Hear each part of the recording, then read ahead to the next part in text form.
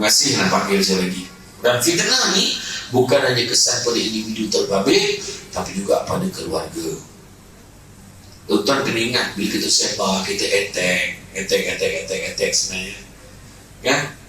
Keadaan dia kadang-kadang kesian bukan hanya pada pasangan saja, tapi anak-anaknya yang bersekolah. Anak-anaknya, ayah kau semalam, ni mak kau. Cuba kalau letak kat tempat kita, kita kena fikir benda tu. Jangan kita judge macam kita ambil kerja Allah Ta'ala. Kita tahu semua apa berlaku dalam rumah tangga orang. Jangan rumah tangga kita orang tahu lagi. Itu cerita kan. Ya. Hari ini orang perempuan kadang-kadang komen-komen tu marah je. Saya nak kata buat poligami ni jangan marah. Hukum marah orang. Faham? Jangan sekali orang perempuan salah sebut poligami ni tak sesuai pada zaman ini. Jangan sebut. Tapi cukup kita menyebutkan, ya Allah, jauhkanlah aku daripada ujian seperti ini, ya Allah. Macam tu. Tapi orang perempuan hari ni, dia kena tanggung jawab. Semua okey. Dia okey, betul tak? Nak anggur tak dapat macam tu. Okay, ya, dia melibatkan keluarga je. Jangan ingat kita bila kita buat fitnah ni, kesan yang bersifat. A'udzubillahi minasyaitonirrajim. Bismillahirrahmanirrahim. Assalamualaikum warahmatullahi wabarakatuh. Waalaikumsalam. Alhamdulillahillazi arsala rasulahu bil huda wa dinil haqqi liyuzhirahu 'ala dini kullihi walau karihal kafirun walau karihal musyrikun walau karihal muslimun. Subhanaka la ilma lana illa ma 'allamtana innaka antal alimul hakim. Rabbi shrah li sadri wa yassir li amri wahlul 'uqdatam min lisani yafqahu qawli. Alhamdulillah, syukur kepada Allah Subhanahu Wa Taala, segala puji bagi Allah Tuhan sekalian alam. Salam dan salam kata junjungan besar Nabi Muhammad Sallallahu Alaihi Wasallam. Terima kasih banyak diucapkan kepada Tuan Pengurusi acara, bahagia Tuan Pengurusi surau, juga Tuan Imam, barisan Jatuh Kuasa dalam penggerak aktiviti surau.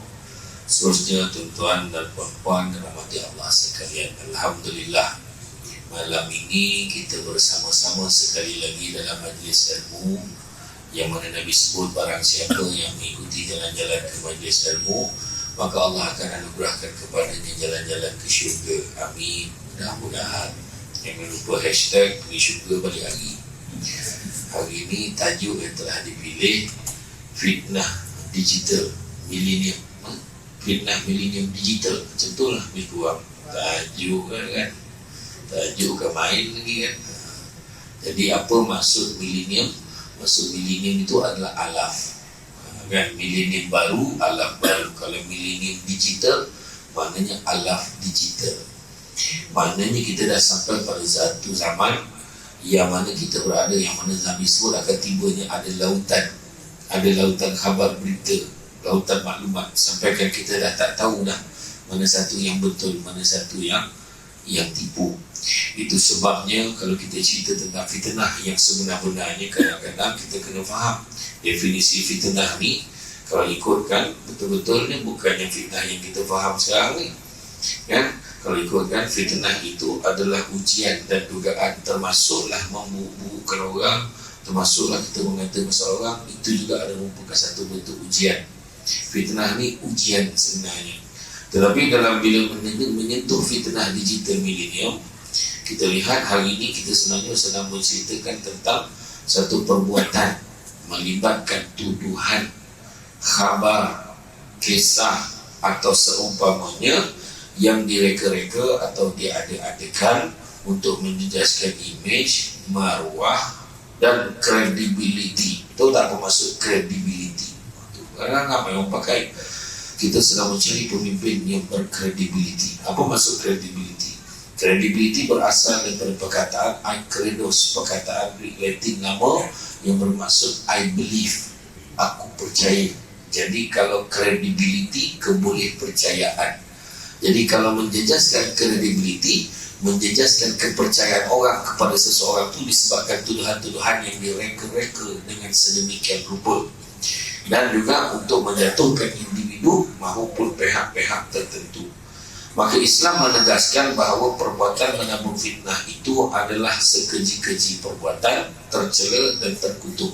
Tuan-tuan dan puan sekalian, hanya orang yang terkena fitnah akan terasa dahsyatnya sakit fitnah ini. Tuan-tuan, saya pernah mengalaminya.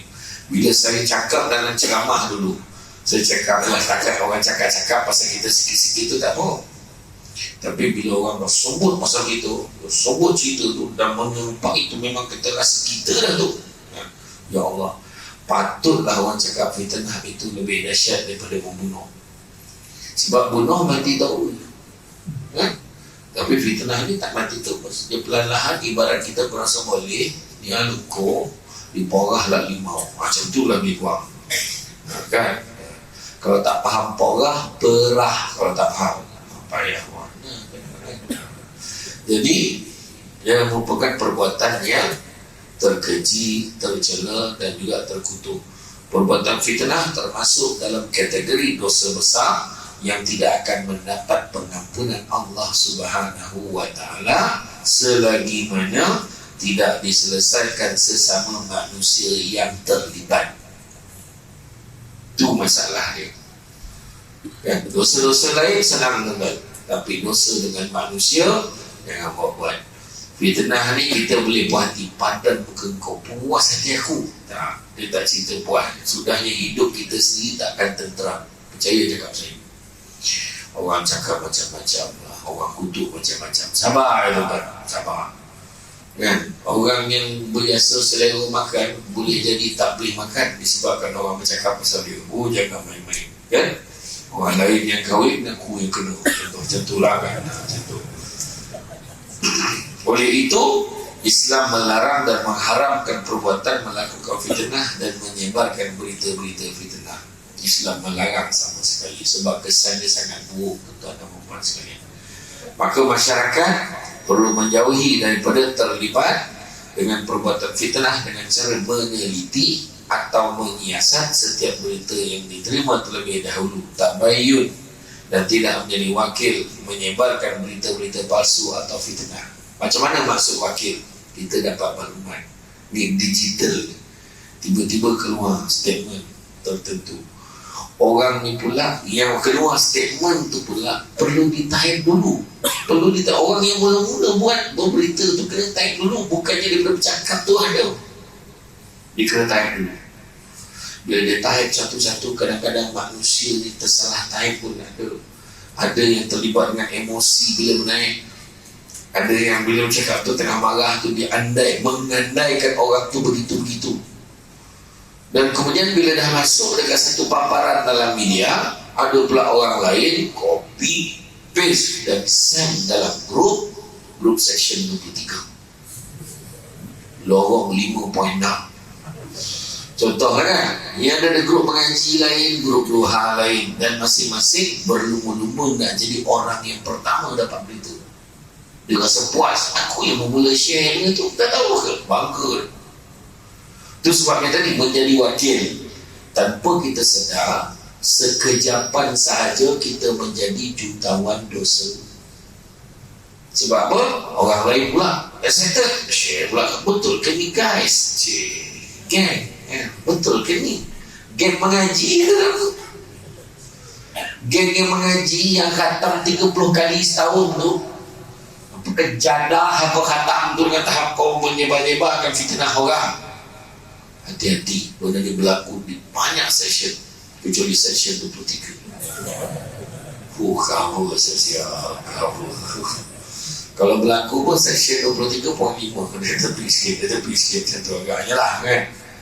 Jadi firman Allah SWT bermaksud, wahai orang-orang yang beriman, jika datang kepadamu orang fasik membawa satu berita, maka periksalah dengan teliti agar kamu tidak menimbulkan suatu musibah kepada suatu kaum tanpa mengetahui keadaannya yang menyebabkan kamu menyesal atas perbuatanmu itu. Surah Al-Hujurat ayat yang ke-6. Hati-hati ya, hati-hati. Imam Al-Ghazali rahimahullah menyatakan dalam kitab Al-Muddin bahawa penyebaran fitnah boleh berlaku dengan pelbagai cara atau kaedah yang boleh difahami, sama ada melalui percakapan, isyarat perbuatan atau tulisan yang membawa hukum haram. Ya. Dia cakap dia tunjuk ke orang. Dia kata orang pun nampak, dia ingat orang tu lah dimasukkan kan, macam tu lah. Adalah macam-macam cara kan. Kadang-kadang orang tu baru keluar daripada penjara kan, keluar penjara dah bertaubat, dah elok insaf, tapi orang nak tuduh dia, itulah kau tak perasan ke banyak kecurian berlaku sekarang dekat taman kita, bila berlaku sejak dia ni balik. Nampak tak? Kita pun cerita confirm ke ni? Confirm. Ada orang nampak, tak perlulah aku cerita siapa saya. Betul ke ni? Dia potong kepala dia cerita, potong kepala dia punya cerita. Orang ni pula betul, dia cakap ada saksi semua dah, yang seorang ni pula sampai yang ketiga. Itulah cerita tu menyebar-nyebar kan. Orang yang pertama cakap Ali menaiki basikal pergi ke sekolah, tiba-tiba nampak mayat di tepi jalan. Sampai orang ke-10, Ali ternampak mayat mengayuh basikal pergi ke sekolah. Kan lain cerita tu. Kan bila dah disebar-sebar kan, teruklah tuan-tuan sekalian. Dan akhir-akhir ini kita tengok muncul pelbagai penulisan image. Sekarang ni kan masing-masing dah ada CapCut, ada KineMaster, masing-masing ada macam-macam software. Sambil dia bercakap tu keluar gambar, lepas tu keluar lah tulisan, lepas tu dia dokumen. Bukan boleh baca, tak sebab baca pun lalu dia surat ke mana. Ya Allah, betul dah ada surat. Ya Allah, confirm lah ni. Dia jadi fitnah mutawatir. Wah. Maknanya fitnah itu, perkataannya itu sangat benar, boleh dipercayai. Nampak tak? Orang yang kena fitnah ni pula biasanya orang baik. Orang baik pun saja, biarlah orang nak cakap apa pasal kita. Nampak tak kan? Lama kelamaan orang ni cukup sabar kalau macam tu. Tapi ada juga orang bila dia dah kata, lah kau tahu tak, dia lagi teruk. Dia pula balas kan. Itulah penyakit kan. Penulisan image, video yang tulang media sosial dapat segelintir masyarakat menyalahgunakan kemudahan ini untuk menyebarkan satu perkara, maklumat dan berita tanpa penjelasan atau tanpa menyelidiki terlebih dahulu kebenaran dan kesahihan. Adalah satu rancangan dalam TV, saya tak nak sebut TV berapa. TV tu, dia kalau ada aduan masyarakat tu terus bawa. Oh ni aduan, ni memang pihak ni tak buat kerja lah, itulah, inilah, orang pun sedap kalau memang tak boleh pakai ni semua, memang makan gaji buta lah, pernah lah tak. Lepas tu bila pihak tu bagi penjelasan, tak keluar. Sebab berita tu tak naik. Sebab penjelasan tu tak penting. Yang penting itu tuduhan tu. Itu masalah orang sekarang. Kita ada 6 zaman. Zaman Nabi, zaman sahabat, zaman kejatuhan kerajaan Islam, zaman fitnah, zaman kebangkitan kerajaan Islam, dan zaman kiamat. 6 zaman. Dalam banyak-banyak zaman, sekarang ni adalah zaman fitnah, yang mana orang lagi percaya fitnah daripada percaya benda-benda betul. Itu masalah. Itu sebab baru-baru ni kalau kita tengok dalam pilihan raya lah kan, pilihan raya, saya bukan tak ada cerita kempen ni dah, jangan salah faham. Kalau tarik pula tahu dah aku dengar. Tak cerita tentang bagaimana kita ni pilihan raya ke orang kata betul perancang kempen tu mana dah old school kan, kalau ceramah kat tak pentas lagi kan. Dia ceramah sekarang tak pakai semua media sosial. Ni keluar ni. Kadang orang menjadi nak meyakinkan, siap dengan dokumen, gambar orang tu. Gambar orang berdiri kat sebelah, sedangkan dia edit. Ada edit, lepas tu laju pula gambar tu. Orang suka nak Allah tu kan, contoh. Jadi macam-macam cara digunakan oleh pihak-pihak tertentu.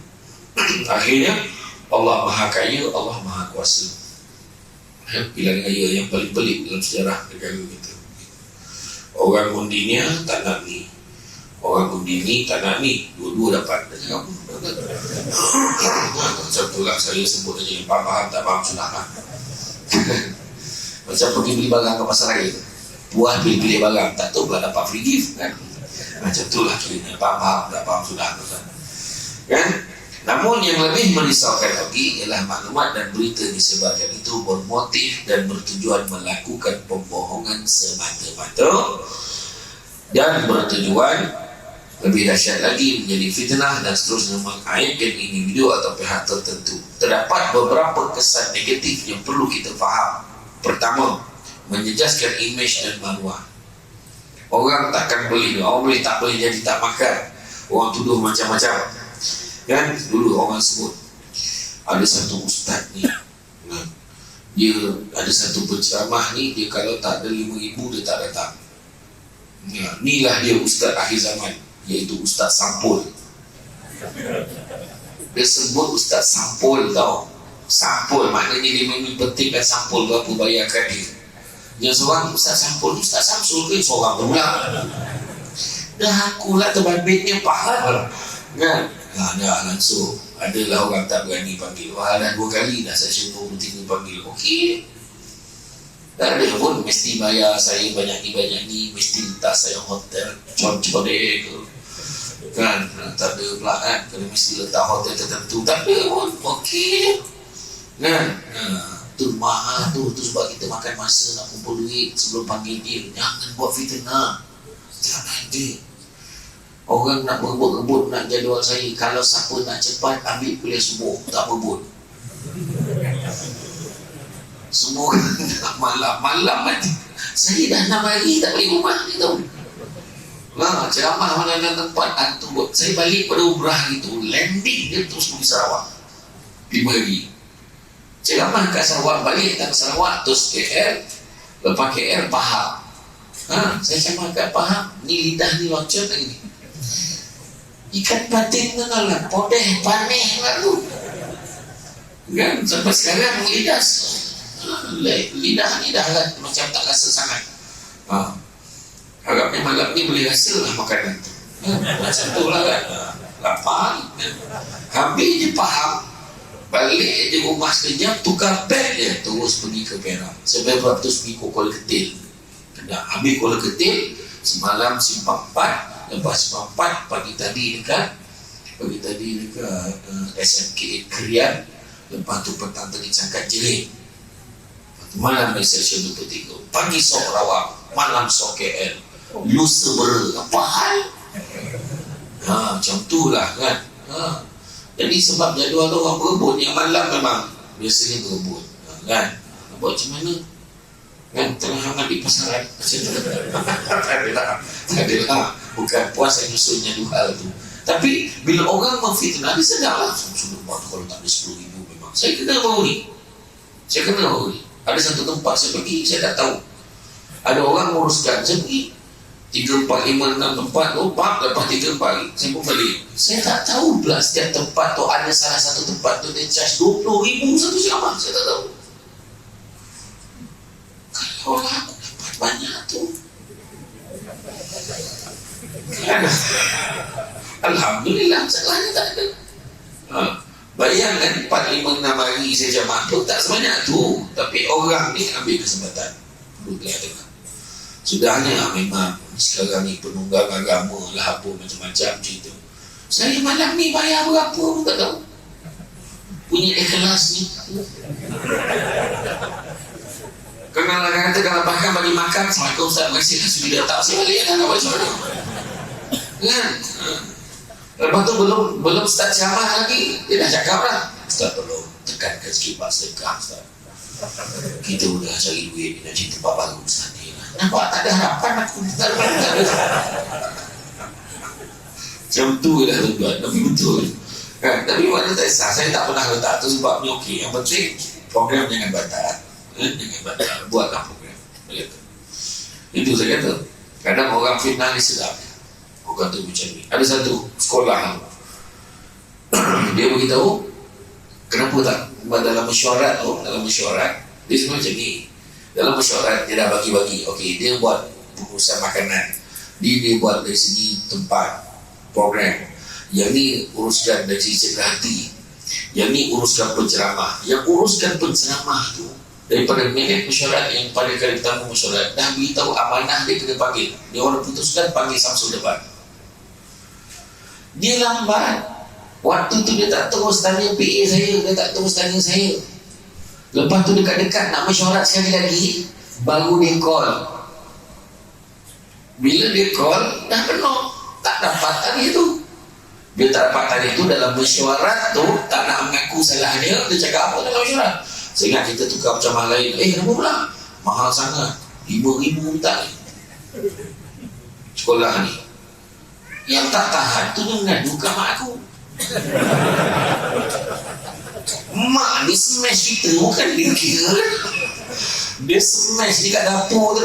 Kau dengar sekali di mana? Kau minta 5,000. Mana dengar apa hal ni? Kita tak tahu cerita. Saya pun siasat, cek dengan PA, rupanya baru semalam orang tu call. Lepas tu beritahu, saya explain kat mak dia. Lepas tu saya call balik, saya cari pengetua sekolah. Pengetua tu tahu lah. Bayangkan, sebab dia menyampaikan tadi, ada reason yang lain. Sebenarnya tak nak ambil kesalahan dia yang lambat buat permohonan nak booking kita. Itu cerita. Jadi, akan memberi kesan negatif. Kesan fitnah menyebabkan imej maruah individu tercemar di sisi pandang masyarakat dan menjadi bahan kritikan, cemohan serta sedihan tanpa penghujung.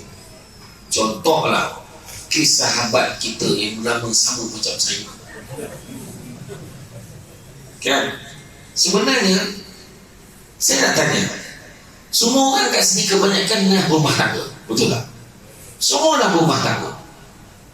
Tetapi adakah masalah rumah tangga semudah dia ni tak tanggungjawab, dia ni salah? Adakah semudah itu kita menghukum orang? Saya tak backing sesiapa. Masalah rumah tangga ni dalam bahasa orang Syah Alam sebut complicated. Betul tak? Orang ni cakap tak tanggungjawab, orang ni cakap tanggungjawab, orang ni so akhirnya kesimpulan kita ni siapa? Kita ni orang luar, tak tahu menahu. Jangan kau komen macam kau faham sangat masalah dia orang. Itu isu dia. Sama-sama kau pun kena. Teruk aku bang. Aku bekerja lah sama bang. Saya je kerja saya kata. Iyalah, ni saya bagi tunjuk lah. Semalam saya tunjuk dah dekat klinik, saya tunjukkan dekat ni. Saya tunjukkan, bukan temuk. Untuk tempat mohon dia tengok tunjuk. Dia tunjuk bukti. Nampak? Gambar saya ceramah, orang depan boleh nampak lah. Gambar saya ceramah kan. Dia tag nama saya. Kan? Gambar ceramah. Dulu minat sangat dengan beliau ni, tapi sejak ada kes dengan Ira terus boykot ceramah beliau. Apa hal? Dia tulis buah ni, dia tulis buah lah. Tak, orang ingat saya ni buat-buat cerita tak? Ni satu lagi gambar. Saya baru balik umrah. Ni dekat Jabal Nur. Pasal Jabal Sur. Ni kan? Apa tulisnya? Perangai orang jantan duk ceramah hari-hari pasal kahwin, lalas dia yang kahwin, tak guna ni jantan. Nampak tu?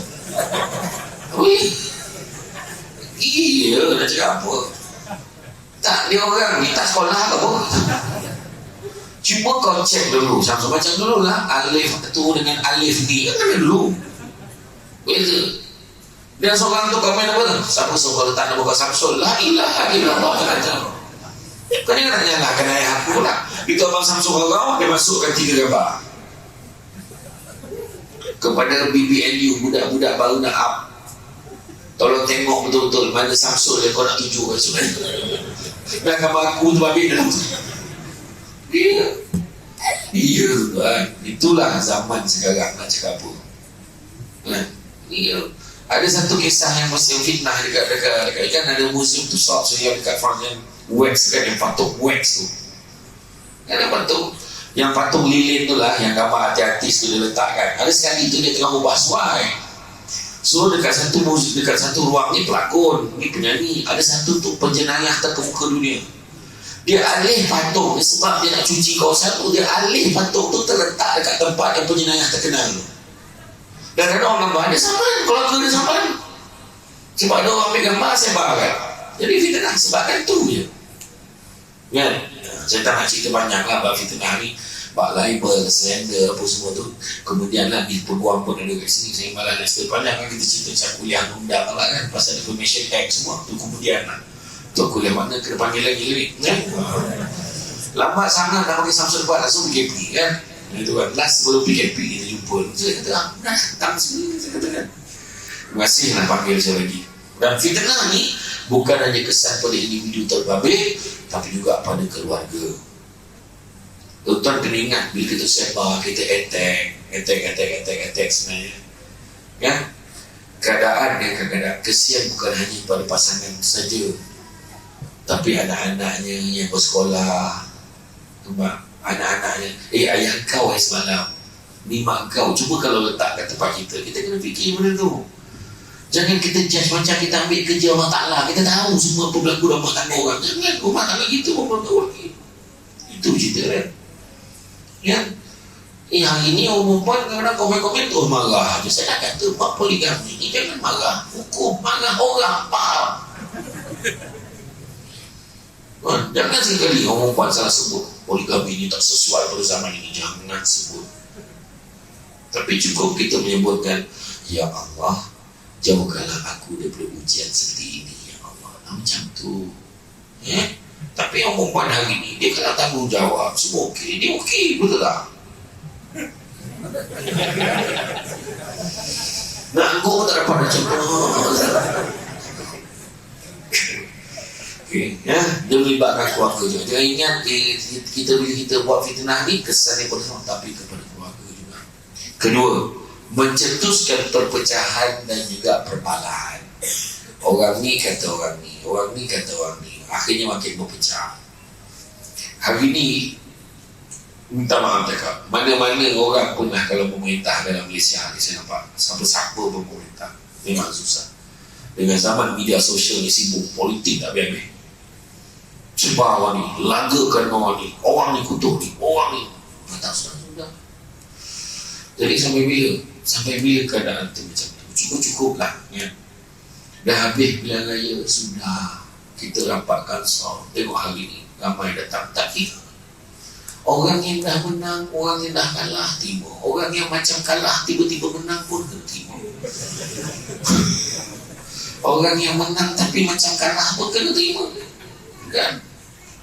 Janganlah kita dah menang kita sawan pula. Orang yang kalah, apa perasaan kau dia dah kalah ni? Kawan tu berdeka pun tak turun pergi pada rumah dia. Cukup lah kan? Habis pilihan raya kita dapatkah menang kalah terima, surah. Jangan bening-bening balik, teruskan kehidupan seperti biasa. Dan perpecahan boleh merosakkan masyarakat dan bangsa. Kadang akan tercetus pergaduhan, pertengkaran, perbalahan, perasaan tak puas hati, perpecahan satu masyarakat dan bangsa akan terjadi. Maka dengan itulah perasaan saling menghormati dan nilai persaudaraan akan terhakis disebabkan oleh fitnah.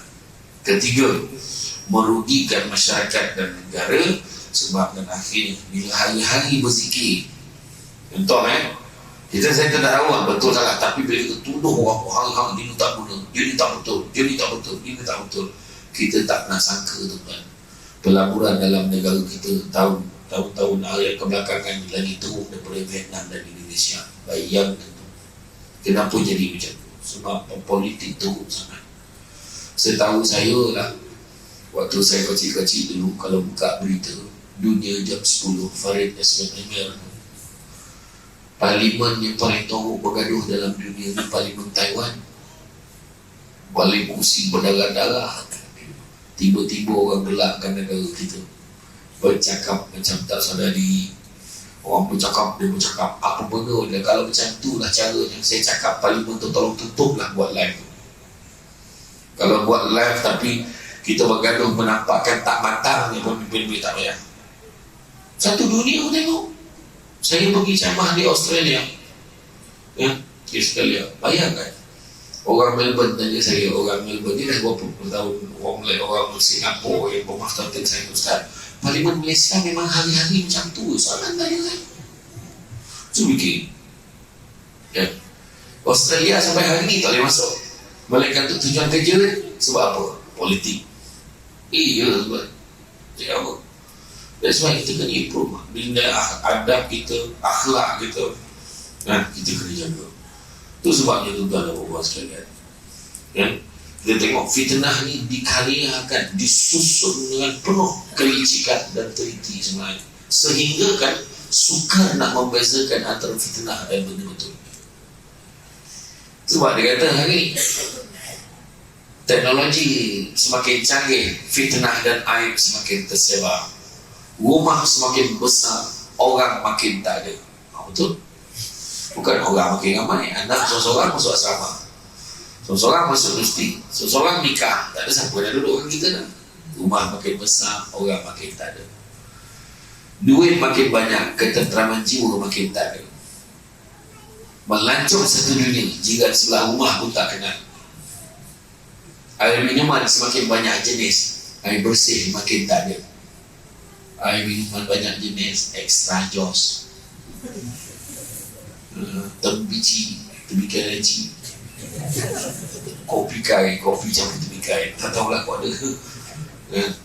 Perubatan semakin canggih, penyakit semakin banyak. Tahun lepas 7 tahun penyakit semua tomato, la ilaha illallah, apa hal penyakit macam tu? Tu belum lagi penyakit tangan, kaki, kuku dan mulut. Dan habis dah nama penyakit sampai kota badan jadi penyakit dah. Semua burung macam-macam penyakit.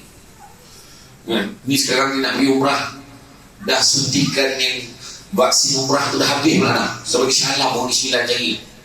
Kapeng ni habis suntikan nak pergi umrah. Siapa yang belum suntikan umrah, pergi lagi cek kan? Bayangkan sekarang pergi umrah kan? Apa lagi?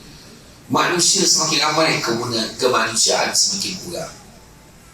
Ilmu semakin tinggi, adab semakin rendah. Belajar semakin mudah, wajib maklumat. Guru semakin tidak dihargai. Aku tak pergi kuliah ni kat surau, aku tak pergi, aku tengok YouTube je. Seorang lain tengok YouTube dengan tengok Samsul depan. Yang tengok CP pun tak boleh lupa tengok telinga je. Tak sama. Iya, dia punya tenang hati tu lain kan? Yang duduk ni tengok, yang duduk luar penuh harapan, kat luar tak puas, lain pahala. Sebab dia berikhtiar kan, nak cari. Yang tengok TV lain, yang sekejap tengok TV, sekejap tengok sini, sekejap tengok TV, sekejap tengok sini kan? Yang duduk tengah meja, mana sama orang duduk tengah dengan orang sandar kat tiang? Mana sama? Contoh jangan beralih kan, contoh. Jadi tu sebabnya saya akur lah, betul, saya setuju lah. Bila saya datang tak pernah tak ramai di sini, tu saya kata tuan-tuan cepat-cepatlah sumbang kan, tuan-tuan. Iya, jangan tangguh-tangguh. Saya tengok tadi masa saya salam, semua orang leka tengok notis yang diberikan tu kan, sumbangan tengah cari tapak untuk buat toko besar kan, tapak surau ni. Surau Jumaat ni dah tak sesuai dah, kalau macam ni dia ramai tak sesuai. Kita kena buat lebar lagi 2 tingkat. Bajet yang kita nak cari taklah banyak sangat, berapa? 4 juta. 4 juta. Kecilnya hal lah kan? Malam ni semua orang bagi seorang RM1,000. Macam mulakan Samsul Mak, saya setuju, saya sumbang RM1,000. Malam ni saya sumbang RM1,000. Kita bagi kita semua bagi tuan-tuan, biar cepet sikit ya. Kita jangan tangguh tau. Berapa ramai orang tangguh? Besok lah malam tu mampu je. Mana bagi cepet. Iya. Betul. Kau tangguh-tangguh mana baik, kau takut tak sampai. Iya. Sekarang ni kan, jangan terpedaya dengan muda sebab mati tak syarat tua. Jangan terpedaya dengan sihat sebab mati tak syarat sakit. Saya ingat ni, waktu saya bangsa surau dengan arwah Datuk Nasir Wahab, kita orang terlibat dengan buat konsert nak kutip dana amal dekat MSU, nak cari duit untuk satu masjid dekat area Kota Raja. Alah yang dekat apa tu sebelum Kelang, Kota Raja lah. Ada satu masjid tu, bajet dia nak cari masa tu 10 juta. Saya masa tu cakap kan, ini berapa orang dapat? Rupanya dalam tempoh setahun, malam tu diumumkan dia dah dapat 8.3 juta. Tinggal 1 juta lebih je lagi. Setahun lebih boleh dapat 8 juta lebih. Mana nak beritahu orang Melayu Islam kat Malaysia ni, kalau bagi tak bersalah. Iya tuan-tuan. Tuan-tuan nak rasa berubah hidup malam ni, bagi 1,000. Memang berubah hidup, hilang duit habis. Tak, maksud saya kebaikan-kebaikan banyak akan datang. Iya kan, kita hidup nak senang tapi modal tak nak keluar. Apa je? Malam ni jangan lupa ingat kat saya tau. Duit camah tu bayar tu. Tak ada lagu kau kan. Betul. InsyaAllah doa kan. InsyaAllah bagi tuan. Betul. Sebab ni benda baik. Nyahang kan. Ni kapet tambah. Tak cukup lagi rumput. Kita kena buat 2 tingkat. Besok baca khutbah tu. Wah tengok. Skrin ni lagi besar lagi dia bukan buat besok. Iya. Punya sombong surau ni. Aircon pasang. Pintu buka. Sejuk sampai ke jalan tu. Itu sebabnya. Jadi tuan-tuan sumbang lah tuan-tuan. Sumbang nanti jangan lupa. Tak bawa duit tak bawa. Lalu tak tabung mana? Dari jalan tu. Tabung dan jalan tu kan. Jangan. Tak payahlah baik-baik kabur. Tak ada korang camp kat camp belakang tu. Tak ada masalah. Kat handphone tu transfer kan. Dah rakur-rakur berapa tuan-tuan ni. Saya dah buat dah dulu. Sedekah Allah bagi lagi. Jangan risau. Jangan kita takut. Ya. Okey. Jadi bila disebabkan dikarniakan dengan penuh licik dan teliti fitnah ini, fakta separuh masa diolah dengan cermat, susunan fitnah itu rapi, kira-kira boleh melepasi skena kebenaran. Oh, maknanya kebenaran, ini betul lah ni, confirm ni orang akan percaya. Akhirnya masyarakat mati hidup percayakan fitnah tersebut, meskipun penafian diulang siarkan, walaupun penafian telah dibuat, telah ditunjukkan bukti-bukti, tetapi ada orang tak nak percaya dah penerangan penafian itu. Yang penting fitnah itu lebih seronok dan lebih sedap untuk dipercayai. Itu masalah dia kan? Jadi mendepankan fitnah begini, tidak ada apa yang boleh kita lakukan kecuali banyak berserah kepada Allah SWT, di samping ikhtiar memberi penjelasan kepada khalayak. Itu sebabnya kalau kita tengok dalam kisah di Indonesia, saya selalu bawa kisah di Indonesia tu, yang tuan guru yang kena fitnah, kena kutuk, kena cakap macam-macam. Kemudian tuan guru ni bila dah kena kutuk, dia relax, dia macam biasa, dia sabar, dia tak peduli orang cakap apa. Akhirnya orang ni sendiri yang pergi berlutut minta maaf dengan dia. Aku minta maaf wahai tuan guru, kau ampunilah aku. Dia kata aku tak ada masalah pun, aku dah lama maafkan kau, jangan macam tu tuan guru. Aku rasa bersalah sangat, baik kau beritahu aku apa yang patut aku lakukan. Maka tuan guru tu kata apa? Kau balik sekarang ke rumah, kalau betul lah kau nak buat, kau balik ke rumah, kau cari penyapu bulu ayam. Penyapu bulu ayam. Kenapa? Dia kata, kan penyapu bulu ayam tu kita telah mabuk kan. Setiap kali nanti kau datang, balik datang jumpa aku, dalam perjalanan kau ingat balik fitnah-fitnah yang kau dah bagi ke aku, benda yang kau kutuk, benda tak betul pasal aku. Kau ingat balik, setiap satu benda kau ingat tu kau cabut satu bulu. Aku semua dia, aku cabut satu bulu, cabut satu bulu, cabut satu bulu. Akhirnya sampai ke rumah tuan guru tu, tak tinggal soleh bulu pun, boleh matang punya bulu. Dia tahu, ya Allah, banyaknya aku kutuk kau wahai tuan guru, banyaknya aku kutuk kau. Apa kata tuan guru tu? Sekarang tak apa, kau pusing balik. Pusing balik kenapa? Sekarang kau kutip balik bulu-bulu yang kau dah cabut tadi. Soalan, rasa-rasanya banyak tak kita boleh dapat balik bulu tu? Tak banyak. Sebab apa? Ada dah ditiup angin, ada dah terbang melekat kat pokok, ada dah hanyut kat sungai, ada melekat dekat kenderaan, dah pergi ke mana pun tak tahu, ada dah masuk dalam lubang, masuk hanyut ke longkang. Jadi dia pun agak-agak ni bulu tu kok tahan dulu, siapa yang ambil pun tak tahu. Bila dia ambil, dia jumpa tuan guru, aku minta maaf, aku kiki, aku dapat dalam 5 helai je bulu ni daripada yang aku cabut. Apa kata tuan guru tu? Itulah natijahnya bila kita memfitnah, memburuk-burukkan orang.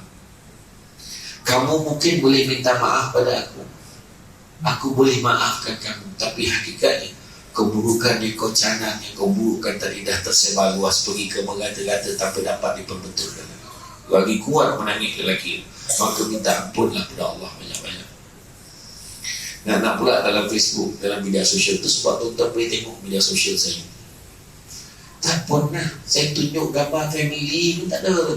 Kadang-kadang dia kata kau seorang ada bini kan, kau tak ada kan, dia untuk gambar ceramah dia kan. Yang tak ada nak tunjuk, alhamdulillah hari ni dapat tak makan katnya, sendawa makan. Malah kan, kena hati-hati. Orang perempuan gambarkan dekat dia kan, orang tangan lelaki malam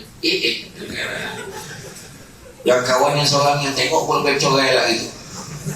Bongi kawan tu tengok kan, iya tuan, tu cakap tu kan. Kita ni kadang-kadang kita tak sadar atau kita mengundang tu. Iya, jangan kita undang penyakit ain. Penyakit ain ni orang ni mata tak boleh nampak. Iya, macam-macam kan. Kadang-kadang ada orang share dekat dalam media sosial ni, kadang menyakitkan hati pun ada juga.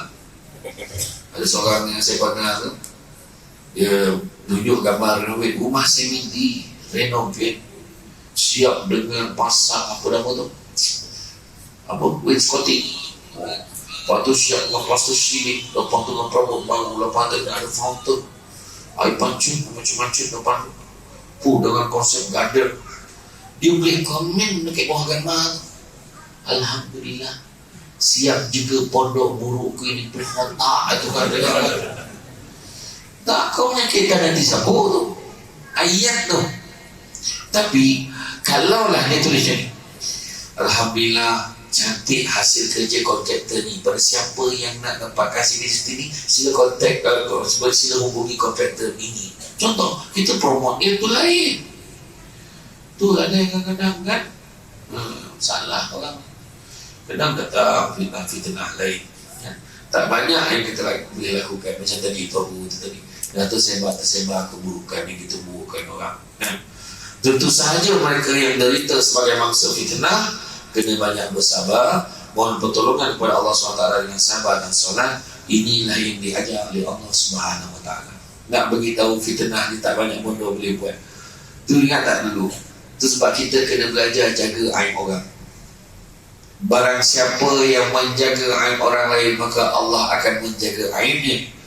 Dan barang siapa yang membuka aib orang lain, kata Nabi, maka Allah akan membukakan aibnya walaupun dia berada di dalam rumahnya. Bayangkan apa maksudnya?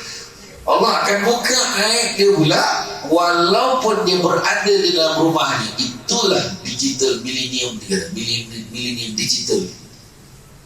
Duduk dalam rumah diam-diam tak kacau orang, fitnah tersebar juga kan. Orang keluarkan aib kita pula, buruk-burukkan kita, walaupun benda tu tak semuanya betul. Macam-macam cerita orang sampai-sampai kan, tak semua betul. Samsul Debat dipanggil Samsul Debat kerana aktifnya beliau dalam pertandingan debat dan pidato. Benda tu tak betul semua. Memang betul saya aktif debat dan pidato, tapi bukan itu sebab saya dipanggil Samsul Debat. Punca saya dipanggil Samsul Debat, dulu masa mula-mula saya berceramah, saya waktu tu saya masih bergelar pengarah undang-undang dan penguasaan. Saya merupakan legal advisor. Saya kerja kerajaan, saya tak nak orang kenal saya kerja kat mana, maka saya rahsiakan saya bekerja di mana. Dan saya ambil cuti tanpa gaji masa itu. Saya tak nak orang call pejabat saya urusan rasmi minta untuk buat kerja peribadi, saya tak nak. Maka bila saya ceramah di luar, saya gunakan jawatan NGO saya, Saudara Syamsul Amri bin Haji Ismail, Presiden Pertubuhan Alumni Debat Malaysia. Kemudian ketika saya berceramah di satu surau di puncak Istiwangsa Kuala Lumpur, penganjur dah terlupa nama saya siapa nama budak tu, Samsul apa tak, tapi jawatannya debat-debat macam tu lah. Dia pun tulis kat whiteboard dekat surau tu, penceramah malam ni Samsul Debat. Itulah mula ni. Dan salah seorang yang dengar ceramah malam tu adalah CEO TV Al-Hijrah. Dia mati-mati menyangkakan nama saya memang Samsul Al-Debati. Melekat terus nama tu sampailah ke hari ini. Itulah ceritanya.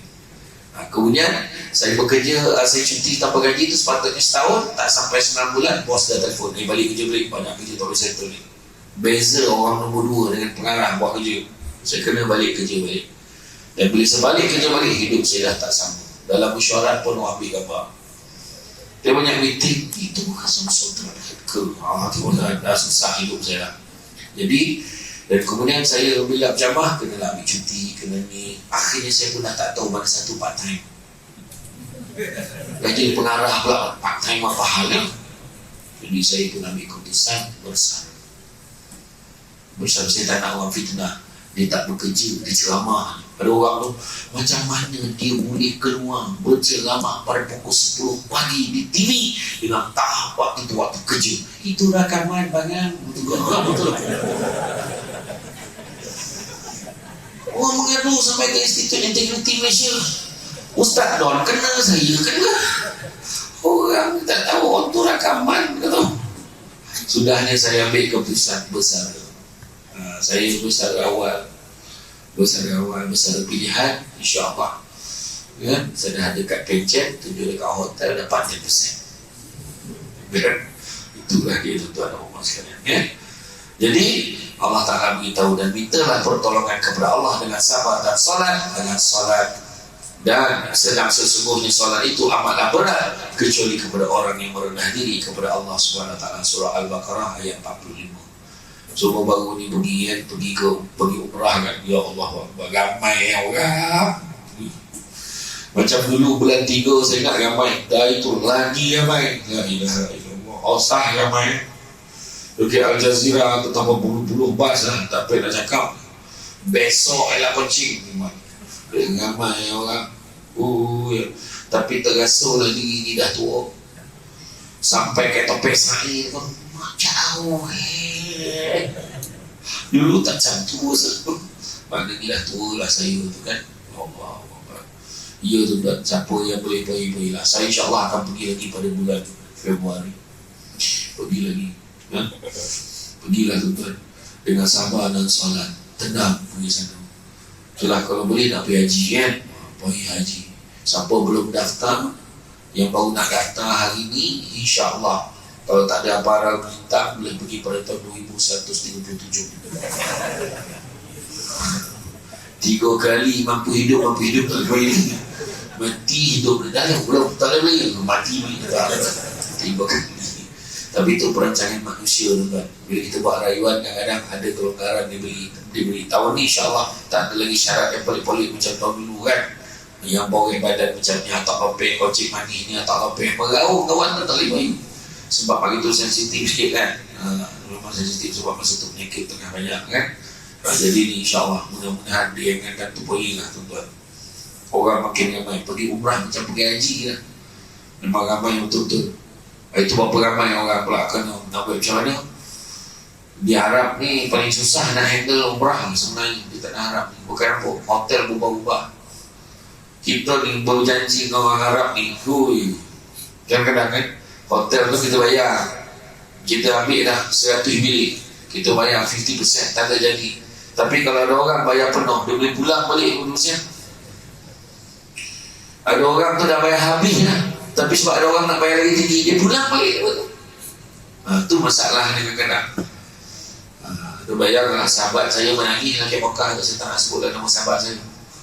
3 bayangan baru 2 hari duduk hotel tu kena halau keluar. Bayangan Datuk Tan Sri tu kena halau pada hotel tu. Bayangan daripada yang janji tu 50 meter dan setaraf, tiba-tiba 12 kilometer. Iya kan, bukan cakap bohong. Sebab hati-hatilah. Kalau sampai dekat Mekah dan kalau sampai dekat KLIA, tiba-tiba travel agent tersebut utama yang kata kita pergi umrah ni kena sabar. Ujian, dugaan itu biasa. Jangan lari fokus dengan ibadah. Maknanya hotel kau ubah. Kalau tak payah lah tunggu KKI. Mereka tak cakap hotel kan tukar kan. Minta tolong BJM 8932 kenderaan Proton berwarna putih. Ada orang bawa lari kereta ni. Tak ada lampu tu buka. Lampu tu buka, kalau cek takutkan bateri habis yang tak boleh start, kesian. BJM 8932 Proton berwarna putih. Tak ada beritahu pula Proton jenis apa. Lampu terbuka dan orang tak ada. Okay, cek. Jadi fitnah ini lahir daripada kebengkrapan akhlak manusia pada hari ini. Itu sebabnya akhlak dan adab kena jaga. Jaga hubungan kita sesama manusia bukan ke atas dunia je, sampai akhirat nak kena jaga. Sebab kalau atas dunia ni boleh lepas, akhirat confirm tak lepas punya. Daripada pemerhatian CCTV Allah lagi jelas dan clear. Jangan main-main. Makan sirih berpinang tidak, pinang ada di Kota Melaka. Makan sirih mengenyang tidak, tagah dia budi dengan bahasa. Jaga hubungan satu dengan yang lain. Jangan sibuk jatuh menjatuhkan. Buang perasaan tamak. Jangan tamak. Kongsi tak apa. Faham ya? Maksudnya sedekah. Kau mana aku buruk perempuan ni lah. Asal kongsi jumpa lah. Datang pula yang menyebut nama Samsul lagi lah. Ini yang kedua, jangan kita sombong. Di kalangan masyarakat tak usah sombong. Bila sombong tu kadang menjadikan orang tak suka, kadang trigger, mengaitkan, mengajak orang tu pula bercakap benda-benda tak elok pasal kita. Tu yang kita kena jaga juga.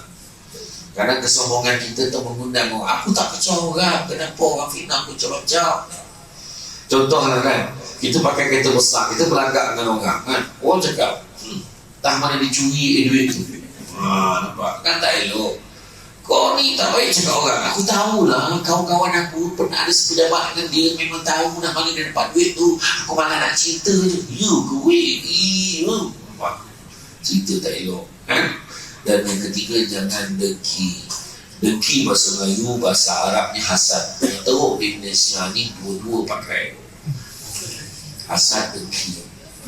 Ada je benda tak puas hati dengan orang, ada je benda nak kutuk-kutuk orang. Hati-hati ya? Kadang-kadang orang tak boleh melihat, orang tak boleh melihat seseorang itu berkembang dengan baik, berjaya, maka mereka meronta-ronta lalu merencanakan fitnah, menyebarkan seluruh pelosok dan penjuru melalui kecanggihan digital, tujuan hanya untuk menghalang kejayaan seseorang. Kadang-kadang bila orang itu dengki, maksud dengki bukannya iri hati, tapi maksud dengki itu samalah artinya seolah-olah kita mempersoalkan apa yang Allah dah tentukan untuk orang lain.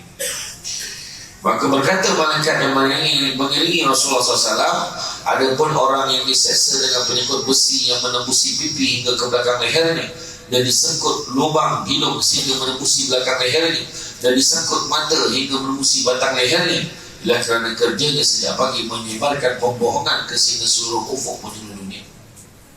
Bayangkan, punya teruk azab seksa untuk orang yang menyebarkan benda-benda yang tak baik ya? Meskipun sukar, ini adalah antara tugasan wajib bagi kita semua untuk berjihad, untuk menggalas perjuangan untuk memastikan fitnah-fitnah ini dapat dielakkan. Kita tak usah tengok orang lain, tengok diri kita. Aku dengan jari aku ni janganlah aku gunakan untuk menyebarkan fitnah kepada orang. Hati-hati kan? Apa yang kita tulis, apa yang kita share, menurut pandangan ulama boleh dinisbahkan sebagai apa yang kita cakap. Itu sebab kena hati-hati. Pengamal dan penyebar tegak fitnah ini tidak akan berjaya di dunia dan di akhirat. Maka kita sebagai umat Islam jangan sekali-kali pernah terjebak dalam kancah penyebaran fitnah, apatah lagi mencipta fitnah. Amalkan konsep tabayyun yang sebenar sebelum kita menyebarkan fitnah merata-rata. Nasib Islam di akhir zaman cuma nama tanpa amalan. Al-Quran dibaca, dipertandingkan, suruh tegahnya tidak dihiraukan. Ada ulama cari dunia, bermacam fatwa, mudah dikata, asalkan dapat duit dan harta. Hukum hakam kadang-kadang direka-reka. Hampir kiamat Islam kan mundur, bagaikan kain yang sudah luntur. Al-Quran kan hilang, tidak luntur. Ilmu diangkat beransur-ansur. Solat sudah tidak difaham, ilmu syariat tidak didalam. Terlalu jahilkan rukun Islam hingga syahadah susah diucapkan. Dan antara tanda-tanda kita ini berada di zaman fitnah, pertama, pendusta dipercayai. Kedua, orang yang jujur didustakan. Ketiga, amanah diberi kepada mereka yang tidak amanah. Orang yang jujur dikhianati. Yang keempat, Orang yang bodoh akan menguruskan urusan umum. Orang yang tak ada ilmu disuruh uruskan yang berkaitan yang dia tak ada ilmu. Contohnya bagi bendahari yang tak pandai mengira, tak pengsan masjid suara. Kan? Kemudian begitu juga kita lihat fitnah ini akan tersebar mengata-kata dan majoriti manusia akan kehilangan pedoman. Al-Quran dan Sunnah tidak lagi dijadikan sumber rujukan dalam arti kata yang sebenar. Kekeliruan akan berlaku dalam cukup rancak. Masyarakat akan berpecah belah menjadi songsang.